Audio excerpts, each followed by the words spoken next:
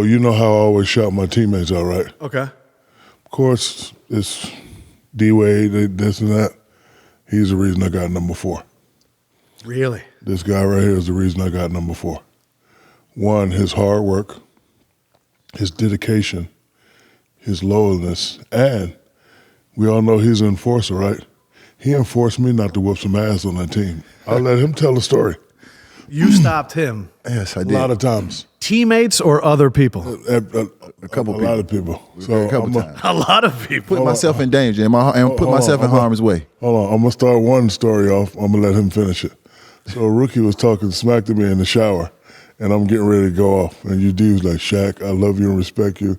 I ain't going to let you fight this rookie. But if y'all start fighting, I ain't about to break this shit up, man. Y'all in this motherfucker butt-ass naked. This man want to fight in the shower. Like, he was that mad that he wanted to assault somebody in the shower. And me being I thought that was a safe space. Yeah, but I'm the connector and I protector, but that's just an awkward time to connect or protect anybody. So I ain't want no parts of that.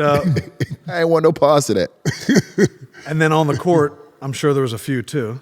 Well, no, he was the guy that when they used to touch me up, he used to always whisper me, hey, big fella, you want me to get him? I'm like, nah, just wait. So he was definitely an enforcer. I knew my role. Yeah, I knew my role. I saw the clip when y'all when you talked about, what's the guy from Indiana that filed just Oh, yeah. Was it Hansborough? Yeah, Hansborough, yeah. In Munson. So like when you talk about that clip, and this is the clip right here, show it. Producer Shaq. So when you talk about that, like, and you'll start to feel this, all we have is our stories. Yeah. Like, I've been gone from the game for 12, 13 years. You see this right here? I can come down here, me and my cousin King, look at this and try to picture the story. So when you start talking about that, that brought back memories. Yeah, I mean, you know how it go, big fella, man. You in the playoffs. It's alpha male. You know what I'm saying? Mano a mano. I think no matter what the scheme is, everything's going to come down to man on man. At some point, it's going to come down to guard your yard. I had got 8 stitches the game before. That's the thing what nobody never talk about. They talk about me hitting him. What about me? I got 8 stitches the game before. Took mine like a man, charged it to the game. Now, the next game, they hit my boy D-Wade. Now, you know I got to take care of my boy. Got to go take care of the franchise. But what I didn't like is once Hansborough fouled D-Wade, Munson and Hansborough gave each other 5 immediately after. Yeah, That was the best part of that. Immediately after they gave each other 5, and at that time I knew it was on. I knew it was on. So he was my bodyguard on and off the court. So, like me, I'm a nice guy, right? So I don't want to say I don't follow rules, but sometimes you don't know the rules. So I used to be in Miami in the wrong spot. He used to come to the next day, practice, big fella, let me holler at you. You know you can't be down there in no convertible forever. Like, where? He's like, so he would tell me stories up in so like every time I was somewhere I wasn't supposed to be. The streets talk. I want to give kudos to Miami Heat because you are the Miami Heat. They talk about Zoe and all that, but you are definitely the Miami Heat. When they gave you that job, the vice president of basketball development, I was happy for you. I appreciate that. My question is... And the text, too. Thank you. Yes. And my question is, were you expecting that, and are you ready for that? I wasn't expecting to necessarily have that particular role, but I knew I would be connected to the organization, and I knew it would be in some form or fashion of influencing the next generation and staying connected to the younger guys and the future of the organization. I think, you know, what people have to understand about the Miami Heat is the superpower is not the talent. The superpower is the connection. The superpower is the locker room.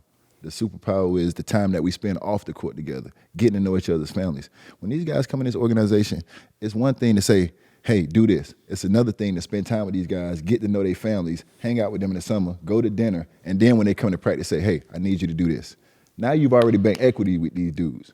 So I'm the guy that's going to spend time with you. I'm the guy that's going to get to know you. I'm the guy that's going to figure out how to push your button so we can get the best version out of you.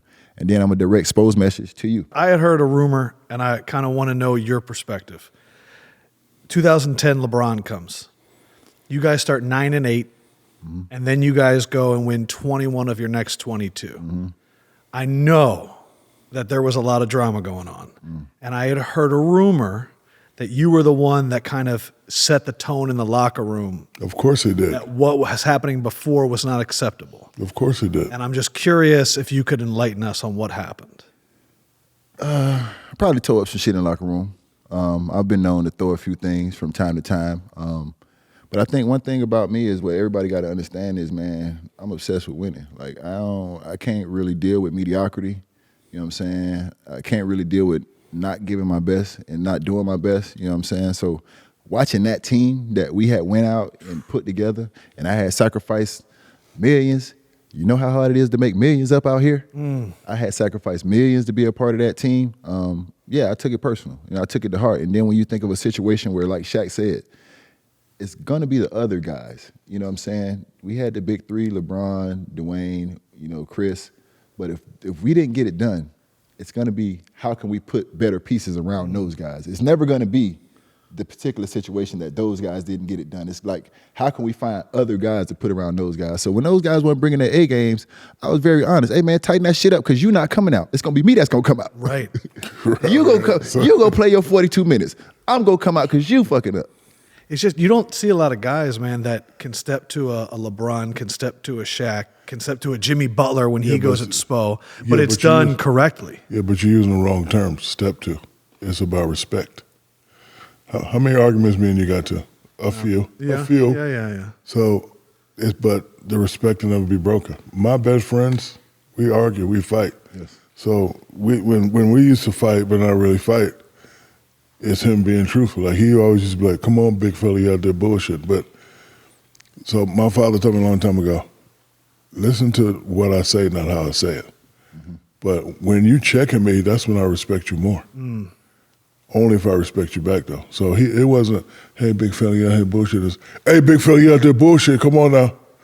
And like you like needed that sometime. And that's when I really started liking him because Rick Fox and Robert Horry and B. Shaw did that for me in L.A. They was the one that kept me in check. So when he started doing that first, I was like, you know what? I like this kid right here. I really do like the confidence that he instilled in us. A guy like myself, undrafted, Dwyane, we were young, man. We didn't know what we were in for. We didn't know anything about being champions or winning championships. But there's this thing that they say, being a champion before you become a champion. There was a lot of things we learned about that before we actually had the opportunity to become champions. Saying you guys can be champs. Yes. Oh, yeah. Yes. And did I tell him everything? What else you told us? You remember that? No, what? You told me and Dwyane if we win, what you was going to do? I said, get you a what? You said you was going to buy us Bentleys. The man told me and Dwyane, if we win our first championship, he said, if we win this title, I'm going to buy y'all Bentleys. The man ain't bought us no Bentleys. We was motivated as hell, but what me and Dwyane did is go buy our own Bentleys. Where you live at? Big, you said you was going to buy us Bentleys. Hold on, where you live at? I'm in Southwest Ranches.